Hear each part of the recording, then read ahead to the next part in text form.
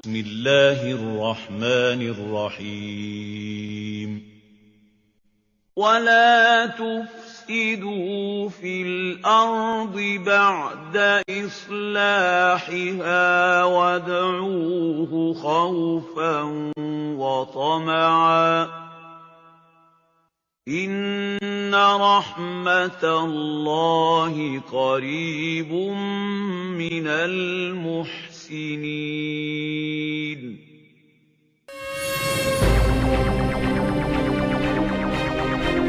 Sebuah tangan dari besi mengikat tali sepatu. Mata berisi kamera berkedip menggantikan fungsi mata yang sesungguhnya. Microchip menempel di dalam telinga buatan. Semuanya menggantikan peran bagian tubuh yang telah Allah Subhanahu wa Ta'ala ciptakan dengan sempurna. Dengan teknologi bionik pada manusia, apakah ini bentuk ingkar manusia kepada Allah Subhanahu wa Ta'ala menggantikan perannya sebagai Tuhan?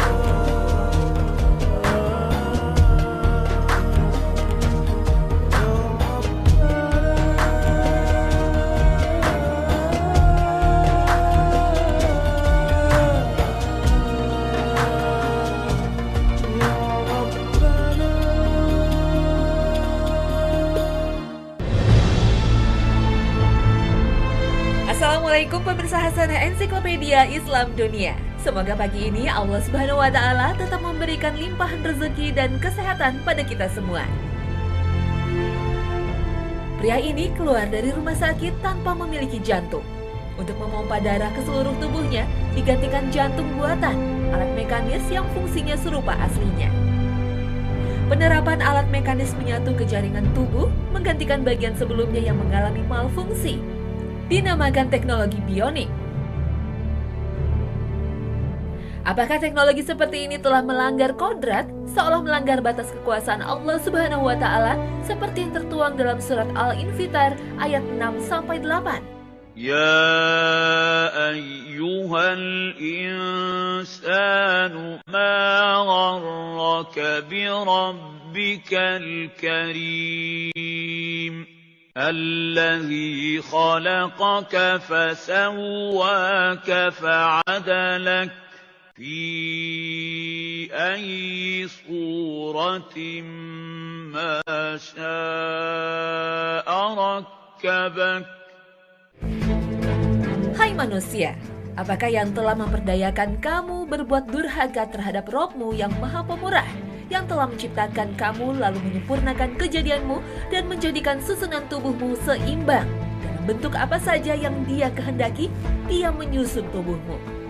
Al-Quran Surat Al-Infitar ayat 6-8. Dari ayat tadi tidak diragukan lagi bahwa membuat bentuk makhluk adalah merupakan hak Allah Subhanahu wa Ta'ala sebagai pencipta dan pemberi bentuk.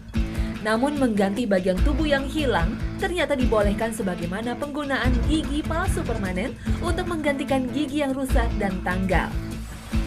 Hal ini berdasar dari sebuah hadis riwayat di mana Rasulullah membolehkan seorang sahabat Urfajah bin As'ad mengganti hidungnya yang terpotong dalam sebuah peperangan dan menggantinya dengan hidung palsu. Dari Urfajah bin As'ad ia berkata, "Saat terjadi perang Al-Kulab pada masa jahiliyah, hidungku terluka. Lalu aku mengganti hidungku dari perak, tetapi justru hidungku menjadi busuk. Kemudian Rasulullah SAW memerintahkan agar aku membuat hidung dari emas." Hadis riwayat Tirmizi, Abu Daud, dan hadis ini hasan. Jelas sudah, teknologi bionik dikembangkan untuk mengganti bagian tubuh yang rusak ataupun hilang dibolehkan sebagai bagian dari pemulihan atau penyembuhan. Kehadirannya menggembirakan, khususnya bagi mereka yang mengalami kehilangan fungsi anggota tubuhnya seperti tangan, kaki, mata, hingga telinga. Mereka yang kehilangan lengannya saat ini bisa digantikan oleh lengan bionik. Dikembangkan oleh para peneliti dari École Polytechnique Fédérale de Lausanne, Swiss, tangan bionik ini akan disambungkan langsung kepada sistem syaraf yang berasal dari elektroda yang dijepit pada syaraf utama lengan. Sehingga tangan bionik tak hanya dapat digerakkan, tetapi juga memberikan sensasi sentuhan pada penggunanya. Sebuah perusahaan yang mengembangkan teknologi prostetik bernama Touch Bionic meluncurkan sebuah tangan bionik disertai dengan aplikasi smartphone yang dapat mengontrol tangan bionik tersebut. Tangan bionik yang bernama iLimb Ultra Revolution ini dapat memberikan berbagai pola gerakan tangan bionik hanya dengan satu sentuhan pada layar smartphone yang telah memiliki aplikasi pendukung tangan bionik iLimb tersebut. Ada pula teknologi exoskeleton yang dapat membantu orang lumpuh mampu berjalan. Alat ini dibuat untuk menyangga tubuh dan berintegrasi dengan gerak tangan dan kaki. Selain tangan, sebuah kaki bionik pun dikembangkan di Universitas Vanderbilt dan memungkinkan pasien amputasi berjalan tanpa karakteristik kaki buatan konvensional. Perangkat ini menggunakan kemajuan terbaru dalam komputer, sensor, motor listrik, dan teknologi baterai untuk memberikan kemampuan bionik, yaitu mengoperasikan secara serempak lutut dan sendi pergelangan kaki dengan sensor yang memantau gerak penggunanya. Kaki baru ini memiliki mikroprosesor yang diprogram dengan menggunakan data untuk memprediksi apa yang coba dilakukan oleh penggunanya dan mengoperasikan perangkat dengan cara yang memfasilitasi gerakan-gerakan tersebut. Kaki bionik Vanderbilt dirancang untuk kehidupan sehari-hari. Ini membuatnya secara substansial lebih mudah bagi pasien amputasi untuk berjalan, duduk, berdiri, dan naik turun tangga, dan berjalan di tempat landai. Penelitian telah menunjukkan bahwa pengguna yang dilengkapi dengan perangkat ini secara alami berjalan 25% lebih cepat pada permukaan bertingkat daripada ketika mereka menggunakan kaki palsu biasa. Itu karena mereka membutuhkan energi 30-40% lebih rendah.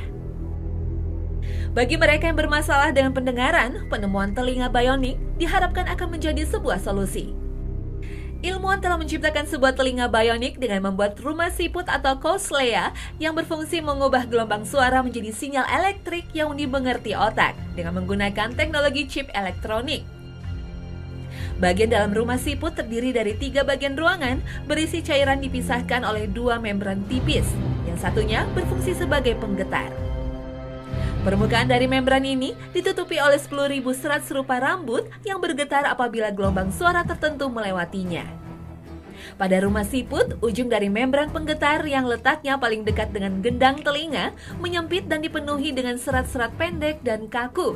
Sedangkan ujung satunya oleh serat-serat yang lebih panjang dan fleksibel. Perbedaan ini memungkinkan membran untuk memisahkan dan mengirimkan suara berdasarkan frekuensinya. Versi mekaniknya hampir serupa dengan ukuran aslinya. Untuk membuat alat ini, para ilmuwan menggunakan teknik bernama reaksi penempelan ion. Model ini juga menggunakan minyak silikon yang meniru cara telinga manusia memisahkan frekuensi. Walaupun rumah siput elektronik ini dapat menangkap frekuensi yang sama, tetapi yang aslinya tetap tidak tertandingi dalam hal penyaringan frekuensi, kemampuan untuk mengenali suara yang sama pitch-nya. Ini diakibatkan oleh sel-sel di bagian luar dari rambut dan silia yang fungsi sebenarnya masih belum diketahui. Dan yang paling menarik adalah penemuan mata bionik yang mampu membuat seseorang yang mengalami kebutaan mampu melihat lagi. Salah satunya adalah mata bionik Argus 2 Retina Prosthesis System. Argus 2 sendiri telah disetujui di Eropa dan telah diimplankan kepada pasien. Para peneliti sendiri telah melakukan prosedur tersebut kepada lebih dari 60 pasien dengan hasil bervariasi, namun dengan hasil yang positif. Argus 2 dirancang untuk melawan efek dari retinitis pigmentosa, sebuah kondisi genetik yang menyebabkan fotoreseptor di dalam mata berhenti berfungsi, sehingga mengakibatkan kebutaan. Sistem yang digunakan mata bionik ini terdiri dari susunan elektroda kecil yang ditanamkan di retina dan sepasang kacamata dengan kamera mungil. Kamera tersebut akan menyuplai gambar ke elektroda yang menggantikan fungsi sel fotoreseptor yang rusak.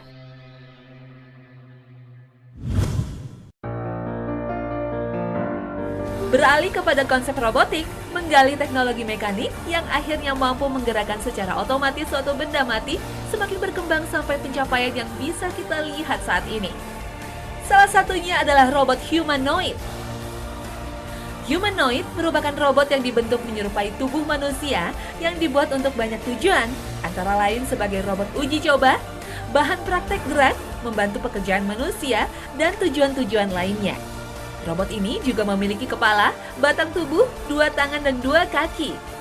Teknologi humanoid ini juga memiliki wajah yang dibuat semirip mungkin dengan wajah manusia, dan memiliki organ seperti mata, hidung, dan mulut walau tidak berfungsi. Membuat robot menyerupai makhluk hidup seperti hewan dan manusia tentunya menimbulkan sebuah pertanyaan. Apakah ini sama halnya dengan membuat lukisan ataupun patung sebagai penggambaran makhluk hidup? Seperti yang disabdakan Rasulullah, menggambar atau membuat bentuk yang menyerupai makhluk hidup ciptaan Allah Subhanahu wa Ta'ala tidak diperkenankan. Bersumber dari Ibnu Abbas radhiyallahu anhu, ia berkata, "Saya mendengar Rasulullah bersabda, setiap orang menggambar berada di dalam neraka, di mana setiap gambar yang pernah dibuatnya itu diberi nafas dihidupkan, kemudian menyiksa orang yang menggambarnya di dalam neraka jahanam." Ibnu Abbas berkata, "Apabila kamu harus terpaksa menggambar, maka gambarlah pohon, sesuatu yang tidak bernyawa." Hadis riwayat Bukhari Muslim. Dan satu lagi, hadis bersumber dari Abu Hurairah radhiyallahu anhu. Ia berkata, "Saya mendengar Rasulullah bersabda, siapa yang lebih zalim daripada orang yang mencoba-coba untuk menciptakan seperti ciptaanku? Cobalah mereka menciptakan sebutir jagung, atau cobalah mereka menciptakan sebutir biji-biji tumbuhan, atau cobalah mereka menciptakan sebutir gandum." Hadis riwayat Bukhari dan Muslim, muttafaqun ilaihi. Namun dari hadis tentang larangan meniru ciptaan Allah Subhanahu wa Ta'ala, apakah secara mutlak manusia ini tidak boleh meniru ciptaannya? Tentu saja kita perlu sedikit lebih cerdas dalam memahaminya. Sebab di dalam Al-Quran justru banyak sekali anjuran dan himbauan kepada manusia untuk merenungkan ciptaan Allah Subhanahu wa Ta'ala. Tujuannya selain untuk merasakan kekuasaannya, juga untuk mengambil ibrah atau pelajaran dari isyarat yang ada. Dan begitu banyak kemajuan teknologi yang kita temukan di abad ini yang berawal dari meniru ciptaan Allah Subhanahu wa Ta'ala. Pesawat terbang tidak akan ditemukan kecuali manusia meniru prinsip burung-burung yang bisa terbang. Kapal selam tidak tercipta kecuali setelah manusia mempelajari dan meniru prinsip-prinsip yang terdapat pada makhluk bawah air. Bahkan di dunia kedokteran, kita telah menemukan alat-alat buatan yang bisa diimplan ke dalam tubuh sebagai pengganti fungsi orang yang sudah rusak. Namun semua itu tentu saja bukan dengan maksud menandingi ciptaan Allah Subhanahu wa Ta'ala. Sebaliknya, Allah Subhanahu wa Ta'ala sendiri yang memerintahkan manusia untuk menciptakannya dengan cara melihat, memperhatikan, dan tentunya meniru apa yang telah Allah Subhanahu wa Ta'ala ciptakan sebelumnya. Seperti dalam Al-Quran Surat Al-Ghoshiyah ayat 17. Maka apakah mereka tidak memperhatikan unta, bagaimana dia diciptakan? Al-Quran Surat Al-Ghoshiyah ayat 17. Jadi, larangan meniru ciptaan Allah itu bukan dipahami bahwa manusia tidak boleh melakukan penelitian atau inovasi dan penemuan ilmiah lainnya. Dan robot-robot hingga manusia dengan organ bionik tentu diciptakan bukan dengan maksud untuk menentang dan menandingi ciptaan Allah Subhanahu wa Ta'ala. Robot-robot itu diciptakan justru untuk membantu pekerjaan manusia. Dan robot boleh dibuat selama tidak sungguh-sungguh menyerupai makhluk hidup ciptaan Allah Subhanahu wa Ta'ala. Nah, sekarang mari kita lihat sampai sejauh mana perkembangan teknologi robot di dunia saat ini. Perkembangan robot humanoid bisa dibilang cepat. Teknologi yang dipergunakan juga semakin hari semakin canggih. Robot humanoid pertama yang menggunakan teknologi masa depan adalah robot Ashimo, yang perkembangannya terus diperbarui setiap tahunnya. Ashimo merupakan robot humanoid pertama yang memiliki kemampuan berjalan yang diperkenalkan oleh Honda pada 2000. Ashimo memiliki kemampuan untuk mengenali benda bergerak, suara, dan keadaan di sekitarnya. Pada 2011, Honda mencatat bahwa robot Ashimo dengan tipe terbaru dapat berlari dengan kecepatan 9 km per jam. Lain lagi dengan robot humanoid HRP4C. Dibuat menyerupai robot wanita yang dilengkapi dengan wajah dan juga suara, dan memungkinkan robot untuk menirukan ekspresi manusia. Program Vocal Sanitizer atau Vocaloid yang diaplikasikan ke dalam robot memungkinkan robot untuk bernyanyi seperti manusia pada umumnya. Untuk kebutuhan luar angkasa dikembangkan Robonaut. Robot yang dikembangkan oleh NASA ini memiliki fungsi untuk menganalisis keadaan luar angkasa sebelum dilakukan oleh para astronot sehingga meneliti planet-planet lain akan semakin mudah. Selain membuat robot menyerupai manusia, teknologi robotik dikembangkan pula untuk menyerupai hewan seperti burung, ikan, laba-laba, hingga ubur-ubur. Pengembangan robot menyerupai hewan ini memberikan manfaat dan kemudahan bagi manusia. Misalnya robot ikan yang dikembangkan untuk memperbaiki sistem pemantauan polusi air. Para peneliti mengklaim robot ikan tersebut mampu mendeteksi polutan yang ada di laut dalam hitungan detik. Yang biasanya mereka harus menghabiskan waktu berminggu-minggu untuk menganalisis polutan tersebut. Bila diproduksi massal, robot ikan ini dijual dengan harga $31.600 per unit. Teknologi robotik pun membawa kabar gembira bagi para penggemar fiksi yang terobsesi memiliki robot warrior seperti dalam film Real Steel. Tsudobashi Heavy Industry yang merupakan perusahaan elektronik asal Jepang baru-baru ini memperkenalkan Kuratas dengan kode KR01 yang merupakan sebuah robot yang bisa dikendalikan sekaligus dinaiki oleh manusia. Tsudobashi Heavy Industry mengklaim bahwa robot Kuratas mampu berjalan sejauh 10 km per jam dengan 4 buah roda yang dimilikinya. Robot yang memiliki bobot sebesar 4,5 ton dengan tinggi 4 meter dan lebar 3 meter ini memiliki sistem yang dinamai iVisido. Sistem ini digunakan untuk mengontrol kokpit yang terletak pada bagian dada sang robot untuk menggerakkannya. Untuk menambah kesan garang, Kuratas juga dilengkapi dengan aksesoris khas robot fiksi seperti senjata, rudal, dan lain-lain. Selain dikendalikan secara langsung, Kuratas juga dikabarkan bisa dikendalikan dengan menggunakan smartphone.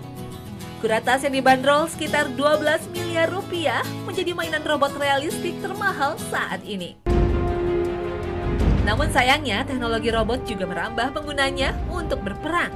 Munculnya teknologi neuroscience yang diaplikasikan dalam mainan seperti Mindflight mampu memanfaatkan gelombang otak sebagai alat kontrol.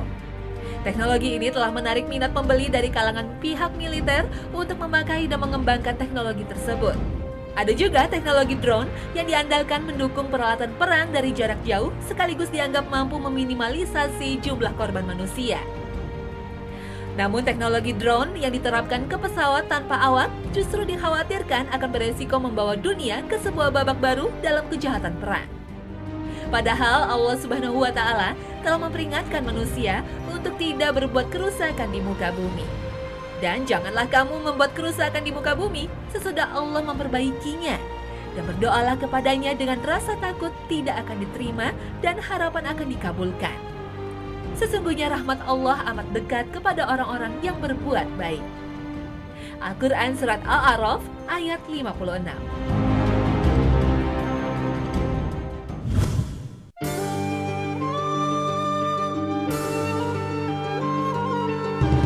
Teknologi robot yang saat ini berkembang demikian pesat dari wujud mainan hingga robot pekerja sebenarnya berawal tak jauh dari dunia Islam juga.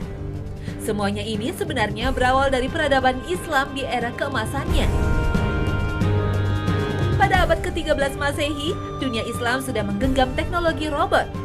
Insinyur Muslim di zaman kekhalifahan sudah mampu menciptakan robot mirip manusia. Pencapaian itu sekaligus mematahkan klaim Barat yang kerap menyebut Leonardo da Vinci sebagai perintis teknologi robot. Da Vinci baru merancang pembuatan robot pada 1478. Itu pun baru berbentuk desain di atas kertas. Sedangkan insinyur Muslim yang sangat brilian Al-Jazari sudah berhasil merancang berbagai bentuk robot pada awal abad ke-13 Masehi. Atas dasar itulah, masyarakat sains modern menjulukinya sebagai Bapak Robot. Peradaban Islam lebih maju 3 abad dalam teknologi robot dibanding Barat. Teknologi automata yang dikembangkan Al-Jazari mencapai 50 jenis, dan semuanya ditulis dan digambarkan dalam kitabnya yang sangat legendaris. Al-Jami Bain Al-Ilm Wal-Amal Al-Nafi fi Sinat Al-Hiyat atau The Book of Knowledge of Ingenious Mechanical Device. Karyanya ini berisi tentang teori dan praktek mekanik. Dalam kitab itu, Al-Jazari membeberkan secara detail beragam hal terkait mekanika. Robot yang diciptakan Al-Jazari terdiri atas 2 penabuh drum, seorang peniup harpa, dan pemain suling logam itu diciptakan untuk menghibur para tamu kerajaan dalam acara jamuan minum. Al-Jazari mengembangkan prinsip hidrolik untuk menggerakkan mesin yang di kemudian hari dikenal sebagai mesin robot. Robot penabuh drum yang dirakit Al-Jazari dapat memainkan beragam irama yang berbeda-beda. Selain robot yang memainkan alat musik, Al-Jazari juga berhasil menciptakan sebuah robot pramusaji berbentuk manusia yang bertugas untuk menghidangkan air, teh, atau minuman lainnya. Minuman disimpan dalam sebuah tank dengan penampung air. Dari penampung itu, air dialirkan ke dalam sebuah ember dan setelah 7 menit mengalir ke sebuah cangkir. Setelah itu, robot itu mengeluarkan minumannya. Penemuan penting lainnya yang tak kalah menarik adalah pencuci tangan otomatis dengan mekanisme pengurasan. Mekanisme yang dikembangkan Al-Jazari itu kini digunakan dalam sistem kerja toilet modern. Robot pencuci tangan otomatis itu berbentuk seorang wanita yang berdiri dengan sebuah baskom berisi air. Ketika seorang pengguna menahan tuas, air akan mengering dan robot wanita itu akan kembali mengisi baskom dengan air. Robot lainnya yang dikembangkan Al-Jazari adalah air mancur burung merak. Robot ini berfungsi sebagai pengganti pembantu atau pelayan. Robot ini memudahkan orang saat membersihkan tangan karena robot burung merak itu akan menawarkan sabut dan handuk secara otomatis. Al-Jazari juga membuat sebuah jam gajah dengan proses mekanis yang luar biasa. Bagian perut gajah tersebut ternyata merupakan sebuah tangki berisi air dengan ukuran volume tertentu. Terdapat sebuah mangkuk air berperforasi yang bekerja menggunakan prinsip Archimedes sehingga mangkuk tersebut berisolasi di sekitar tepinya dan tidak tenggelam secara vertikal. Mangkuk yang mengembang pada tangki air tersebut memiliki sebuah lubang kecil yang secara bertahap terisi dengan air. Lambat laun, mangkuk ini akan secara bersamaan tenggelam dan miring. Dalam proses tenggelam ini, mangkuk akan menarik 3 buah tali yang terhubung secara mekanis akan mengontrol 30 bola yang akan dijatuhkan satu persatu dari menara atas gajah tepat setiap setengah jam sekali. Bola yang dijatuhkan tersebut akan menyebabkan putaran burung fonik yang berkicau. Selanjutnya, bola tersebut akan menggerakkan sebuah patung yang menyerupai Sultan Saladin ke kiri dan ke kanan. Gerakan tersebut menentukan apakah bola akan jatuh melalui mulut dari salah satu elang yang berada di sampingnya. Selanjutnya, mulut salah satu naga akan menangkap bola tersebut. Berat yang ditimbulkan bola akan menyebabkan naga membungkuk sembari meletakkan bola tersebut pada sebuah vas di belakang Mahout, sang penunggang gajah. Menandai rangkaian proses itu, Mahout akan menggerak-gerakkan tangannya dan bunyi simbal akan terdengar.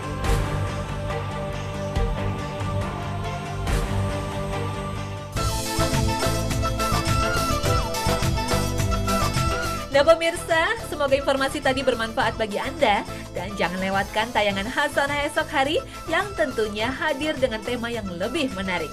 Wassalamualaikum warahmatullahi wabarakatuh.